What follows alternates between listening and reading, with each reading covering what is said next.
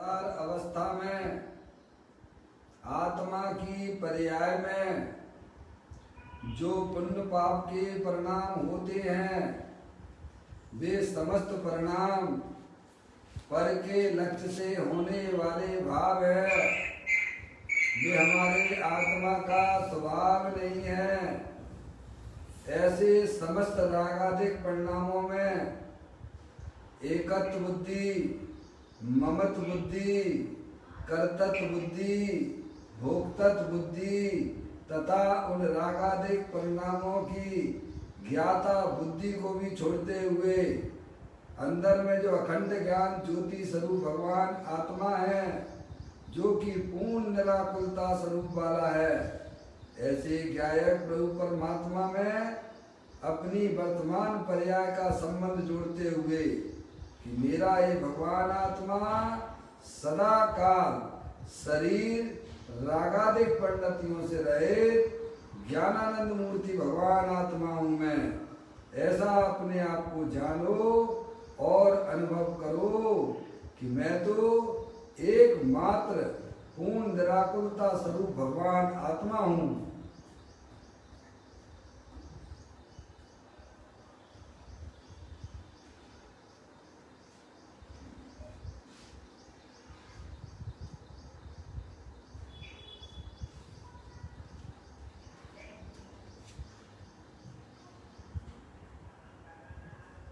इसी प्रकार संसार अवस्था में आत्मा की पर्याय में जो पर के लक्ष्य से होने वाला ज्ञान है, वह परलक्षी ज्ञान भी हमारे आत्मा का स्वभाव नहीं है।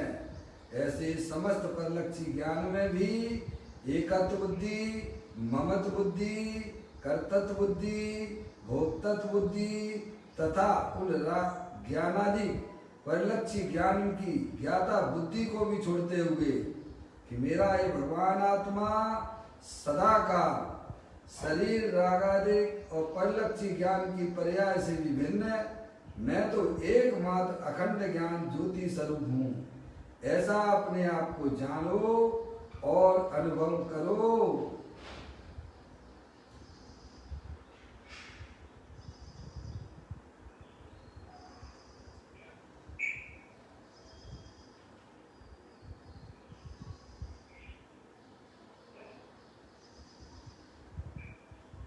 मेरे भगवान आत्मा में शरीर रागादिक परिणतियां और परलक्षी ज्ञान की पर्याय भी प्रवेश नहीं करती है, क्योंकि मेरा ये भगवान आत्मा सदा काल शुद्ध विज्ञान घन स्वरूप वाला है।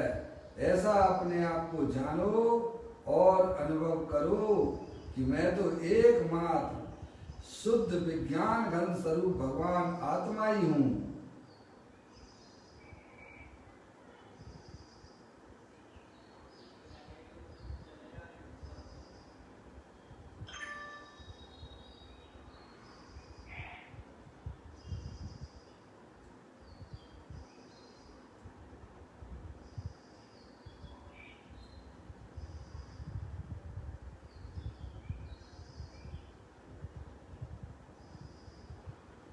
द्रव्य कर्म, भाव कर्म, नौ कर्म रहित शुद्धात्म स्वरूपो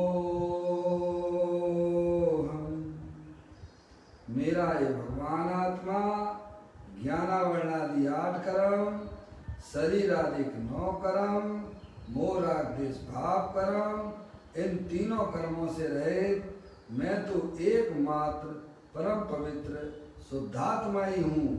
ऐसा अपने आप को जानो और अनुभव करो कि मैं परम पवित्र शुद्धात्मा ही हूँ।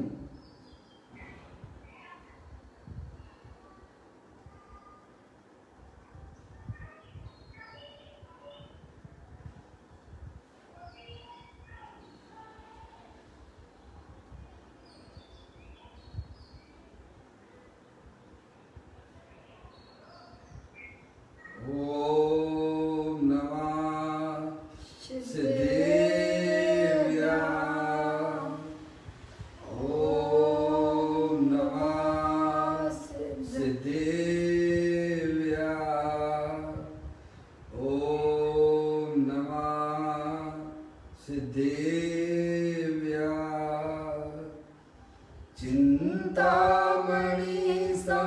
स्वयं का चैतन्य तत्मान है। निज का करूं मैं चिंतवन, निज का करूं श्रद्धान में। शुद्धात्माई देव है जो गुण अनंत निधान है। मैं स्वानुभव में देख लूं आत्मा स्वयं भगवान है। मैं स्वानुभव में देख लूं आत्मा स्वयं भगवान है। द्रव्य दृष्टि जिनेश्वर और पर्याय दृष्टि विनेश्वर की चर्चा महान ग्रंथ के माध्यम से हम और आप यहाँ पर पढ़ रहे हैं। निकाल लीजिए पुस्तक को।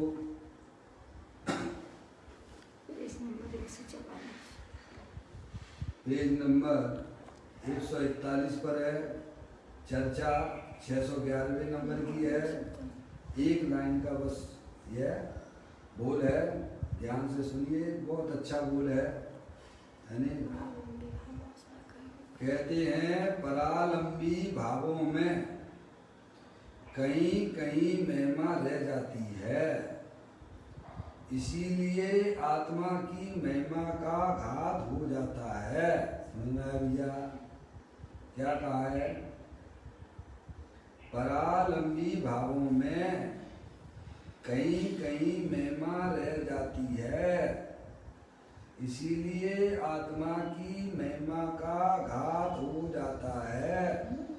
तो परालंबी भावों में कहीं कहीं महिमा रह जाती का मतलब क्या है भाई साहब? परालंबी भाव दो प्रकार के होते हैं।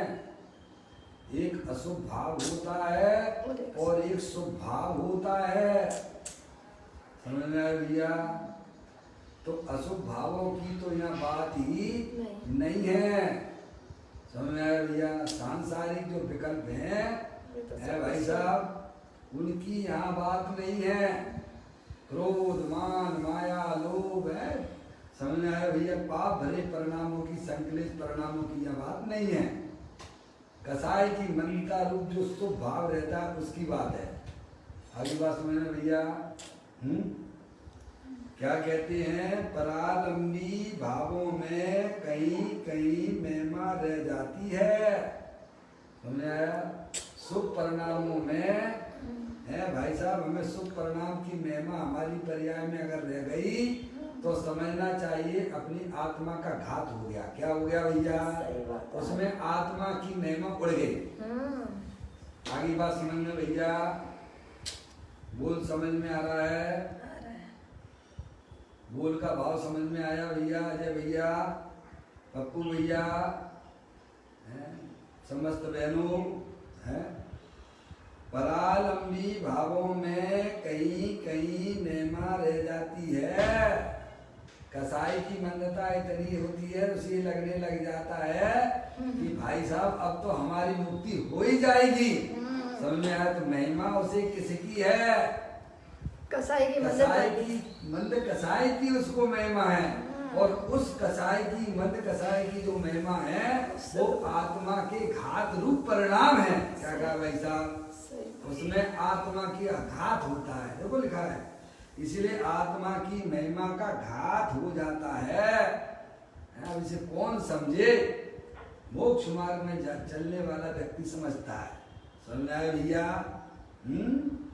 उसे अशुभ भावों की तो रुचि होती नहीं है, और शुभ भावों की जिसे रुचि छूट गई है, मात्र एक अपने गायक प्रभु परमात्मा की महिमा उसकी ज्ञान की पर्याय में रहती है।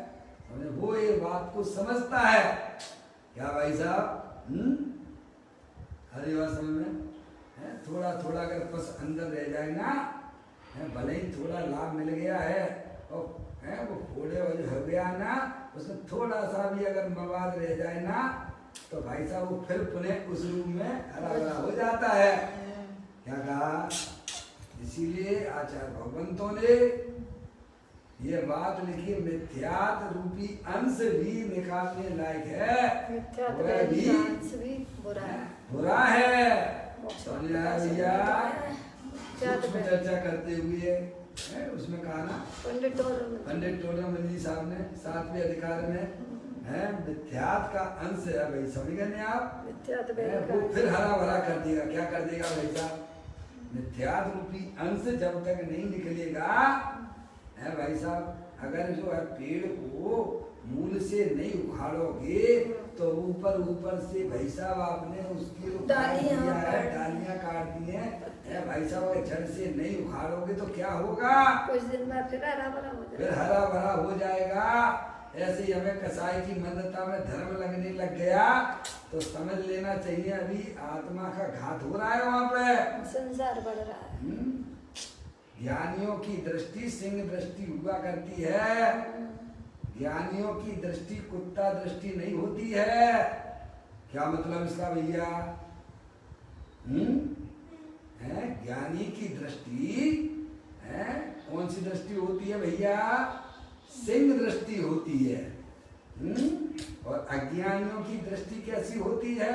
कुत्ता दृष्टि। अजय भैया, कुत्ता दृष्टि होती है। क्या मतलब? नहीं समझ में आए है भैया?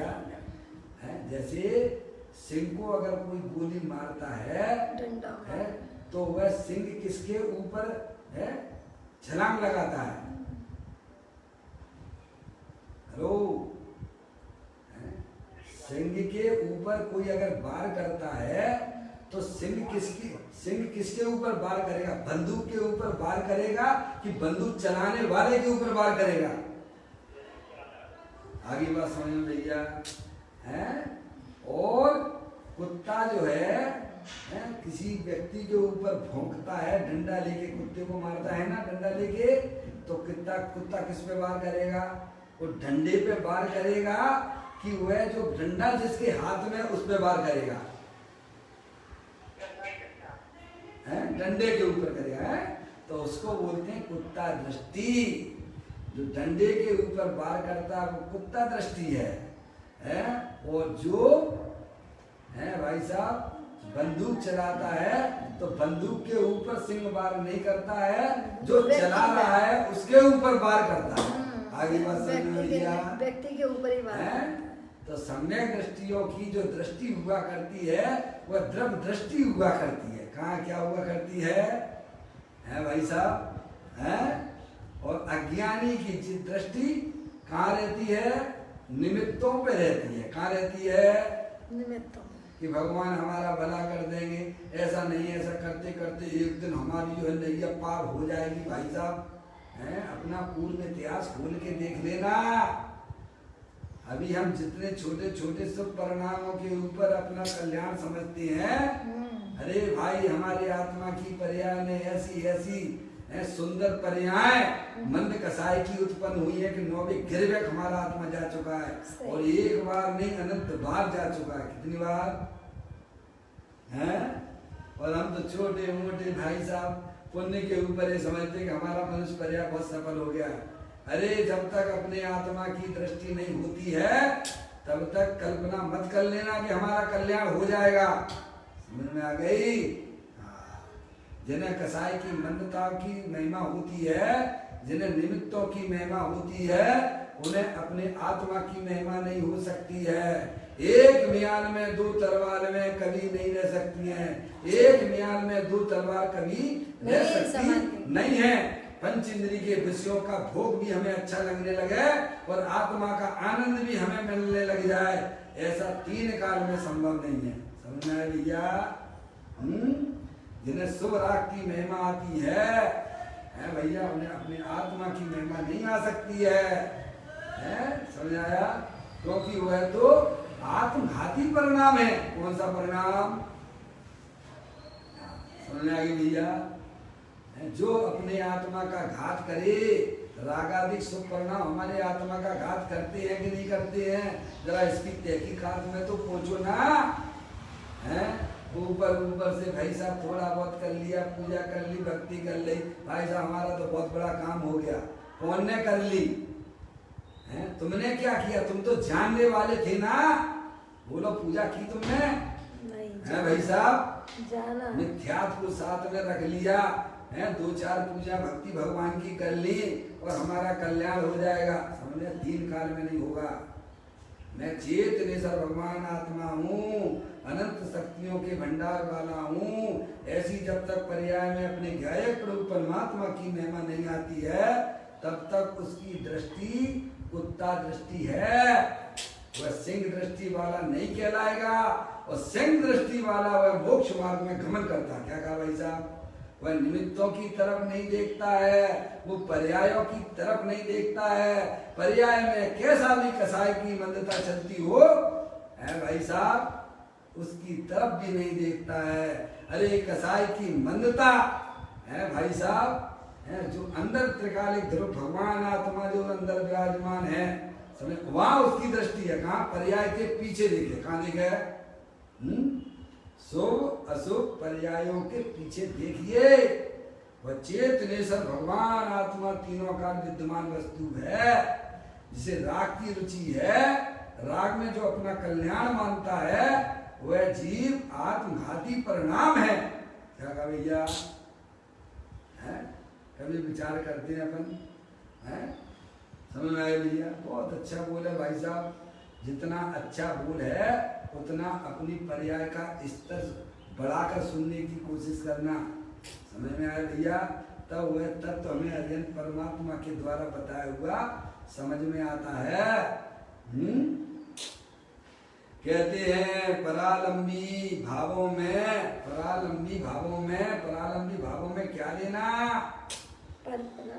कसाई की मंदता रूप परिणाम ले लेना। क्या ले लेना भाई साहब? शुभ अशुभ दोनों परालंबी भाव है ना। है अपने आत्मा में किसी के बारे में उल्टा सीधा सोचते रहना। क्या करना? कौन सा परिणाम होगा भाई साहब?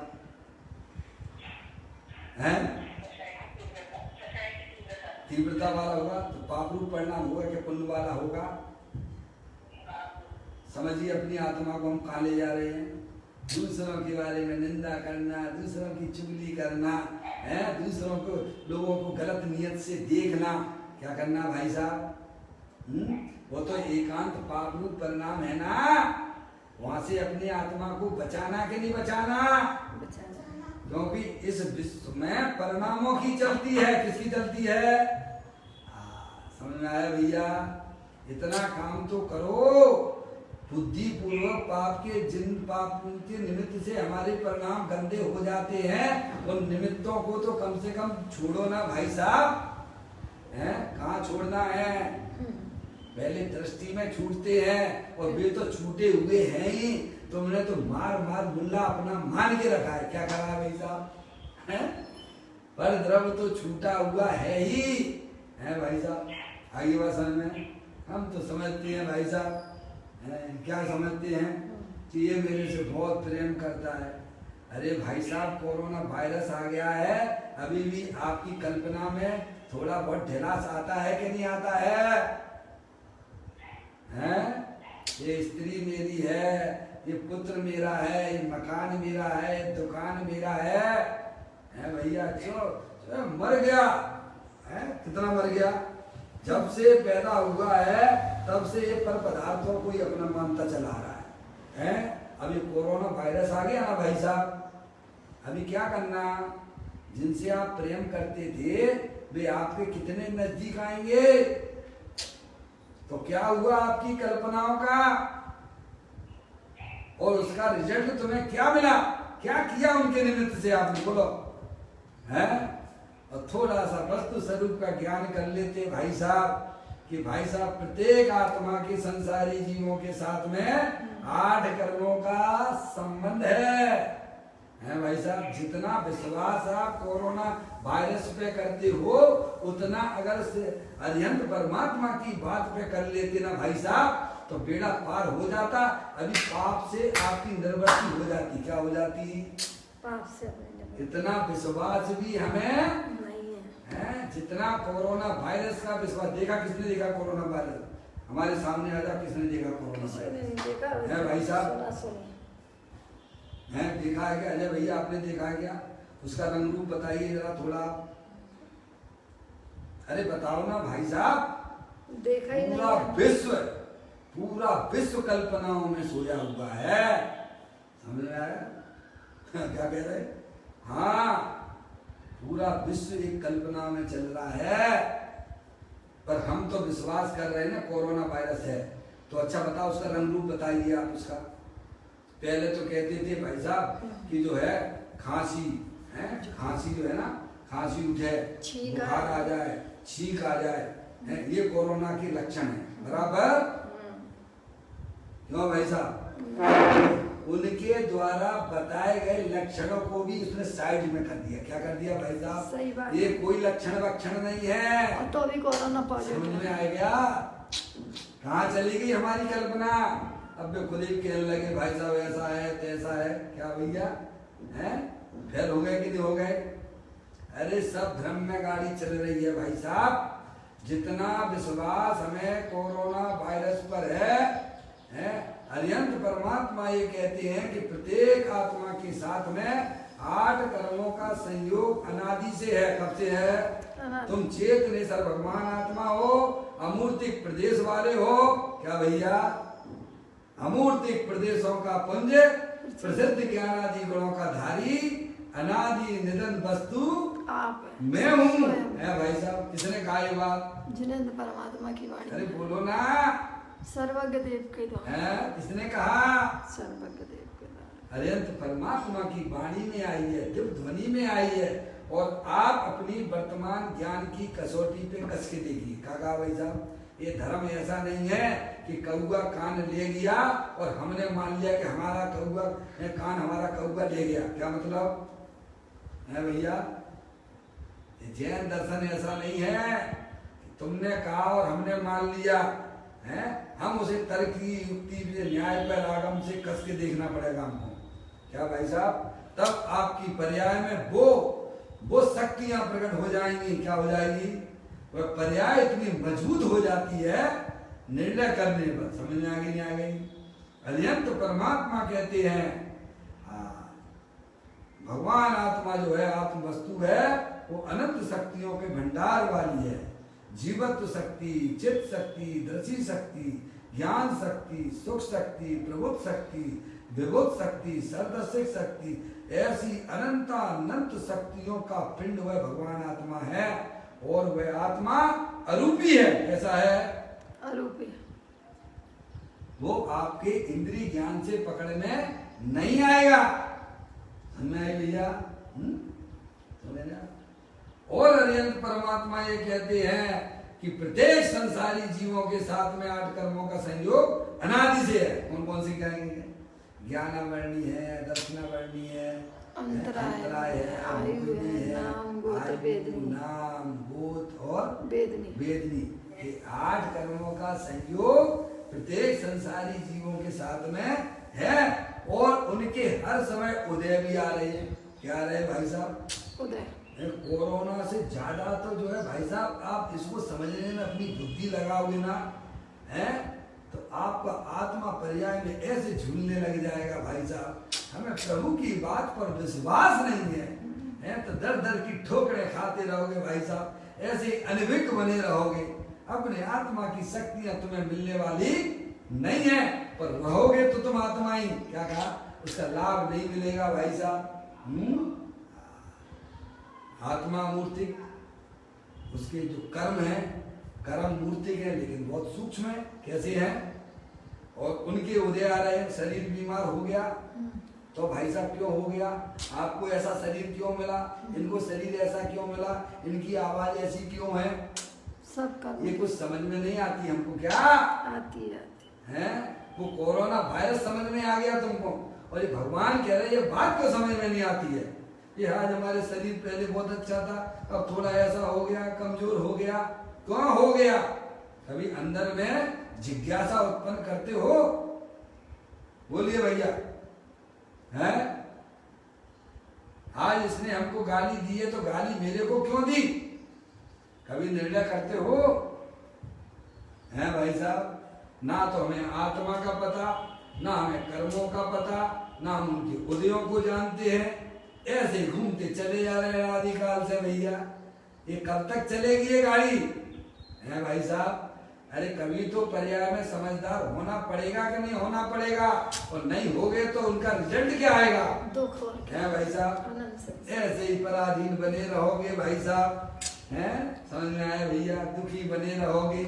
ये मनुष्य पर्याय मिली है, बिल्कुल जड़ से, फाउंडेशन से। उसको समझने के लिए होना चाहिए हमारा मन, काय के लिए, समझने के लिए, उस आत्म तत्व को। भैया नर भव मिला है मैं अपूर्व कार्य करूंगा, पाया है जिन शासन भव का अभाव करूंगा। ये मनुष्य पर्याय तो इसीलिए मिली है कि हम अपने आत्मा के स्वरूप को समझने के लिए मिली है। हमें यह भी समझना है साथ में कि हमारे आत्मा के साथ में जो कर्म रहते हैं भैया, उनके उदय कैसे कैसे आते हैं। अगर आपने इसमें अपनी बुद्धि लगाई तो बहुत सारा प्रेम जो पर पदार्थों के प्रति पाप रूप से परिणमन होता है, वहाँ वह रुक जाता है। क्या हो जाता है भाई साहब, रुक जाता है। समझ में आती है भाई साहब। जिन्हें देव परमात्मा की वाणी सुने और उसकी चेहरे पर मुस्कुरान ना हो, तो कैसी वाणी सुनी उसने भाई, हैं? समझ में आया भैया। अरे हम परमात्मा हमें समझाते हैं, तू चेतनेश्वर भगवान आत्मा है।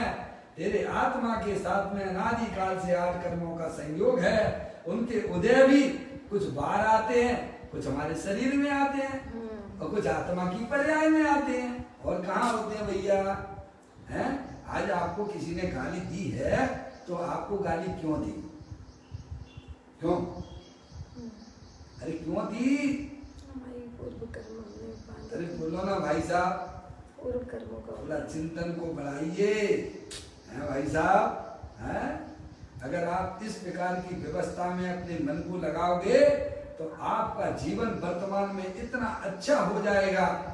भैया ये बात दो, सीता जी को निकाल दिया घर से इसने, रामचंद्र जी ने, और कैसी अवस्था में निकाला, सीता जी ने तो बुरा माना नहीं, माना क्या, बोलिए आप। ऐसे उपसर्ग हमारे ज्ञानियों के ऊपर में आते हैं, पर वे तो कभी बुरा मानते नहीं है। और हम बुरा क्यों मानने लग गए, अजय भैया आपने मेरे को गाली दी तो मैं क्यों बुरा मानने लग गया, यही तो अज्ञानता की पहचान है ना। क्या भाई साहब, क्या कहा है, निकाल दिया रामचंद्र जी ने, सीता जी को बाहर निकाल दिया, जाओ भैया इनको छोड़ के आओ वहां पर, समझ में आया कि नहीं आया। सीता जी ने क्या कहा कि जिस प्रकार लोकापवाद के भय से मुझे छोड़ दिया है, ऐसे धर्म न छोड़। क्या कहा सीता जी ने, रामचंद्र जी को मैसेज दे देना, बोलो भैया क्या बोला था, जिस प्रकार लोक अपवाद के लोक अपवाद के कारण से रामचंद्र जी ने हमें जंगल में छोड़ दिया है, तो लोक अपवाद के कारण से धर्म ना छोड़ देना। समझ में आया, उसका नाम धर्म है। कान के कच्चे मत होना, उसको गहराई में उतरने का कोशिश करना। यहाँ कहते हैं शुभ भावों की जब तक हमारे पर्याय में महिमा रहेगी तब तक वो समझना चाहिए कि वह हमारा आत्मघाती परिणाम होगा। उस पर्याय में महिमा आना चाहिए थे अपने द्रव्य स्वभाव की, और महिमा आ रही है आपको कसाई की मंदता की। क्या कहा, सही बात है। तो दृष्टि कहाँ है, पर्याय दृष्टि हो कि द्रव्य दृष्टि वाले हो, पर्याय दृष्टि, कुत्ता दृष्टि वाले हो कि सिंह दृष्टि वाले हो, सिंह दृष्टि है। भगवान भरोसे नैया छोड़ दी, मैंने तेरे ही भरोसे पारसनाथ समझने नैया डाल दी। क्यों भैया, क्यों भैया क्या बोलते हो आप लोग, मैंने तेरे ही भरोसे पारसनाथ भंवर में नैया डाले दई। अब तूने जब पारसनाथ भगवान के भरोसे नैया डाल दी है तो ये समझना चाहिए नियम से अब तेरा कल्याण नहीं होना है। क्या कहा भैया, अजय भैया,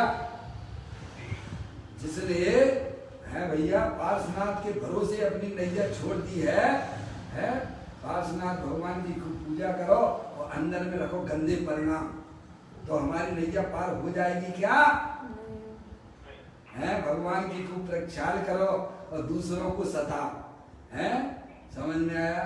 घर में माँ को, पिता को, बच्चों को, हैं भाई साहब परेशान करो और यहाँ बोलो, हैं भाई साहब मैं प्रख्याल करता हूँ भगवान का। अरे तेरे अंदर इतने गंदे परिणाम बस रहे हैं, तू क्या कल्याण करेगा भाई साहब? समझ में आया भैया? अरे धर्म करने वाले, पूजा करने वाले, भक्ति करने वालों के परिणामों में वो शांति की प्राप्ति हो जाती है भाई साहब, हैं? इसीलिए आजकल के बच्चों को ये कहना पड़ जाता है, क्या तुम 2-2 4-4 घंटे मंदिर में निकालते हो और यहाँ आके तो तुम क्या करते हो, ज्वालामुखी बन जाती हो। क्या बन जाती हो? तो भैया इससे तो मैं अच्छा हूं तुमसे। अजय भैया आपने सुना है किसी से? 2-2 4-4 घंटे मंदिर में लगाते हो और यहाँ आके तुम बड़ा ज्वालामुखी जैसा काम करती हो, तो वो क्या हुआ तुम्हारी 2 घंटे की पूजा का? अरे परिणामों में शांति आना चाहिए थी ना, वो क्यों नहीं आई? क्यों? क्योंकि अंदर में तुम सोचते कुछ और हो और दिखाते कुछ और हो। समझ में आया भैया? यानी जो करता है वो कहता है और उतना वो चलता भी है। समझ में? पहचान है भैया? हमने दे दिया किसी को समय क्या और हम पहुंच रहे भैया, झूठ माया चाहिए। समझ में आया भैया? ऐसा जीवन हमारा नहीं होना चाहिए। हर चीजों का, हर परिणाम का यहाँ पर हिसाब किताब होता है भाई साहब? जितना कहो उतना करने का प्रयत्न हो। व्यवहारिक ज्ञान भी हमारा बहुत अच्छा होना चाहिए। अगर आपको सीखना है तो मांगनंदी मुनिराज से सीखिए जाके। क्या कह रहा हूँ भैया? अगर व्यवहारिक प्रमाणिकता लाना है तो हमारे महामुनि मांगनंदी मुनिराज से सीखना चाहिए। भैया उनके जब पुस्तक पढ़ लेना, क्या ऐसा उससे क्या सीखे हम? देखो मांगनंदी मुनिराज थे ना, हैं बिहार कर रहे थे। शॉर्ट में बताऊंगा, सारी कहानी वहाँ लिखा पड़ी में है भैया। कौन से ग्रंथ में? संयम प्रकाश। संयम प्रकाश में बहुत सारे ग्रंथों में मिल जाए, चिंता मत करो। हैं प्रसंग सुनिए। क्या मांगनंदी मुनिराज वहां से निकल रहे थे और पूरा आकाश एकदम काला हो रहा था बारिश से, है भैया? पानी से लदे थे बादल, पानी से लदे हुए थे और वह लड़की है मटके है, कुमार की लड़की, समझ आया भैया? वो बड़ी दुखी हो रही थी। क्या हो रही थी? पानी आया। मुनिराज मन की बात को समझ गए थे, निवृत्त ज्ञानी थे, समझ आया? और उसका पिता चला गया था बाहर शहर में, तो मुनिराज ने उसको जो है वह चक्कर काटना चालू कर दिए। किसके भैया? जहाँ उसके मटके रखे हुए थे, अग्नि भी जल रही थी। समझ आया भैया? समझ आया? क्या कहते हैं? अब जो है वो पीछे पीछे वो लड़की चल रही थी, कुमारी। समझ आ गई नहीं आप? है राजा की लड़की, उसकी कुमार की लड़की, और उसने चक्कर लगाया और उसके बाद सारी जगह बारिश हो गई है। और उसका जब पिता आया तो उसने देखा, अरे मैं तो समझ रहा था हमारा तो कबाड़ा ही हो गया, ये तो सारे मटके पूरे सुरक्षित बचे हैं। ऐसा चमत्कार कैसे हो गया? समझ आया भैया? ये कैसे हो गया? उसने अपनी बच्ची को बुलाया है और पूछा, ये क्या हुआ? ये यहाँ पर बारिश क्यों नहीं हुई? सब जगह तो बारिश दिख रही है, तेरे मटके बिल्कुल सूखे हुए क्यों हैं? एक बूंद पानी भी नहीं गिरी इसके ऊपर। तो वो कहती है, यहाँ कोई एक साधु आए हुए थे और उन्होंने ऐसे पीछे पीछे उसके चक्कर लगाया, नहीं भी चल रही थी, ऐसे उसके चक्कर लगाए। और अच्छा बहुत बढ़िया बात, तुम क्या कर रही थी? कि मैं भी उनके पीछे पीछे चल रही थी। क्या कर रही थी? समझ आया? अरे भैया मैं भी उनके पीछे पीछे चल रही थी। ओहो, उसके पिता ने कहा, ओहो ये तो अनर्थ हो गया, अब तेरी शादी जो है अग्नि के चक्कर लगाते हैं ना भाई साहब? कौन लगाता है? 7 फेरे कौन देता है? भैया सुनेंगे नहीं आप? और उसकी जो है भाई साहब को तो अंदर में बड़ा ऐसा महसूस करने लगा, अरे अब तो शादी उसी के साथ में हो गई कायदे से। तो हिंदू की तो यही परंपरा है ना। चलो वो कहाँ पर है साधु मुनिराज? है तो वह गई दली गए, चलो ढूंढते ढूंढते ढूंढते ढूंढते उन मुनराज मांग नंदी मुनराज के पास पहुंच गए। कहाँ पहुंच गए भैया? है उसके पिता और उसकी बच्ची ख्याल में आया। और उसने कहा विनय पूर्वक महाराज जी से कहा, महाराज जी ये तो बहुत गलत हो गया। उन्होंने कहा कि क्या बात हो गई है? अरे अग्नि के 7 फेरे हमारी बच्ची ने आपके साथ में दे दिए, अब देखा जाए तो आप ही उसके पति हो क्या? अब इसकी शादी हम कहाँ करेंगे? मुनराज को एकदम वास्तव में सही कहता है, क्या कहा? और उन्होंने व्यवहारिक दृष्टि से बिल्कुल ठीक बात करता है, समझ में आया? और तुरंत उन्होंने कहा सब उसके साथ में शादी कर ली। क्या कहा? बात तो सही कह रहा। देखो रामचंद्र जी भी थे, व्यवहारिक दृष्टि से ठीक कर रहे थे, कोई गलत नहीं किया है। तुमने तो सीता को रख लिया और हमसे कह रहे हो कि नहीं भाई साहब, ये जो है धोबिन को है भाई साहब, वो इतने दिन रह के आई सीता जी, और तुमने कैसे रख लिया? तो बोले सीता जी कैसे रही वहां पे, ये तो रावण के यहाँ रही थी ना। तो उनको लगा अभी बात सही है, ये अपवाद कमाल। ऐसे आप ज्ञानियों की एक एक फाइल उठा के देखोगे, आपको इतिहास मिलेगा, समझ में आया? और उन्होंने कहा व्यवहार दृष्टि से बिल्कुल सही कह रहा है कुमार, और उन्होंने उस जो है लड़की से शादी उनकी हो गई। क्या भाई साहब आगे बात समझ में? व्यवहार में प्रामाणिकता रहना, प्रामाणिकता रखना, जिसको समय दिया है उसको उस समय पे जाके बोल देना, समझ में आया भैया? उस समय पे अगर नहीं पहुंचते हो तो है उसको बड़ा तो क्या दिक्कत है, कोई इंतजार तो नहीं करेगा, इतने संकलेश परिणामों से तो बचेगा ना वो। सही बात है भाई साहब, वचन की हमारी कहाँ वचन की प्रामाणिकता रह गई है भाई साहब? सोचिए विचारिए, हैं हम व्यवहारिक जैनी भी हैं कि नहीं है? सब काम चलता है परिणामों से, हैं तुम्हारी क्रियाओं से नहीं, है? आगे बात समझ में? तो यहाँ ये कहते हैं भाई साहब, है ये हिंसा झूठ चोरी कुशील परिणामों को तो भाई साहब दूर से ही विदा करने के लायक है। यहाँ तो कहते हैं अगर परिणाम में शुभ कसाय भी रही और उसकी अगर हमें महिमा आती है तो चेतन प्रभु की महिमा उसमें से उड़ जाती है। एक म्यान में 2 तलवारें नहीं रह सकती है। निमित्तों की भी महिमा हो, कसाय के परिणामों की भी महिमा हो और आत्मा की महिमा हो, ऐसा 3 काल में संभव नहीं है। देखो अष्टपावली जी नाम का ग्रंथ है, पहले भी मैंने आपको बोला था, आचार्य कुंदकुंद देव ने अष्टपावली सूर है ना, अष्टपावली में मोक्ष पावल की 16वें नंबर की गाथा, कौन सी 16वें नंबर की गाथा है भाई साहब? उन्होंने कहा पर दबाओ दुख गई, दबाओ दुख गई, सुख गई, समझ रहे आप? पर दबाओ दुख गई और सुख गई, समझ ना? पर द्रव्यों की अगर तेरी ज्ञान की पर्याय में महिमा रहेगी तो तेरी दुर्गति हो जाएगी। क्या हो जाएगी? दुर्गति, समझे? चाहे वह सामने अरिहंत परमात्मा भी क्यों ना हो, है जब तक उन्होंने खुद आचार्य भगवंतों ने लिखा ना, है चाहे बाहर में कैसा भी पर पदार्थ अच्छा से अच्छा क्यों ना हो, जब तक तुझे पर द्रव्यों की महिमा तेरे ज्ञान में रहती है तब तक तेरी दुर्गति निश्चित है। और जहाँ आत्मा की महिमा होती है भाई साहब, वही अरिहंत परमात्मा और सिद्ध परमात्मा का आदर का परिणाम हुआ करता है। क्या कहा? ऐसा आदर का परिणाम अपनी आत्मा की महिमा में गर्वित है, समझे नहीं आप? इस प्रकार से बहुत सुंदर एक छोटा सा बोल है, इसे आपको विचार करना। या आचार्य भगवंत हमें यही समझाना चाहते हैं, ज्ञानी हमें यही समझाना चाहते हैं, जब तक हमारी पर्याय में परालंबी भावों में कहीं कहीं महिमा रह जाती है, हमको पता नहीं पड़ता है, समझ नहीं आप? हम कहाँ हमारी पर्याय कहाँ अटकी है, आप गहराई से ये पर्याय हमें केवल मात्र अपने आत्म कल्याण के लिए लगाना है। इस प्रकार की अगर दृष्टि अगर हमारी होगी तो वह सूक्ष्म चर्चा भी है, पर्याय में होने वाली कसाय की मंदता को भी आप समझ जाओगे। अंदर में जो चेतन भगवान आत्मा की महिमा हमारे ज्ञान की पर्याय में हमेशा रहे भाई साहब, तो सारी बातें सब ख्याल में आ जाती है। इस प्रकार की सुंदर चर्चा है, हमें उसको समझना चाहिए, बारंबार चिंतन करना चाहिए।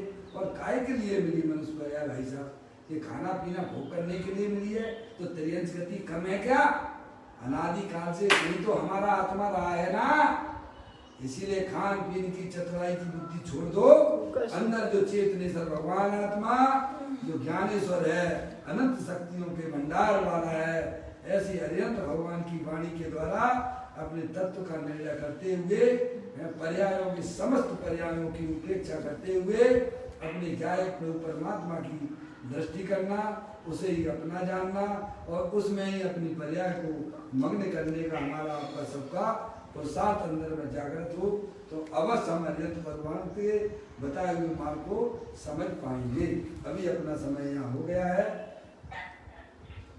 चैतन्य काय स्मरण प्रति क्षण करो रे, भव के अनंत दुख को पल में हरो रे, अक्षय अनंत निधि शोक निदान पाओ, गाओ अरे नित इसी के गीत गाओ।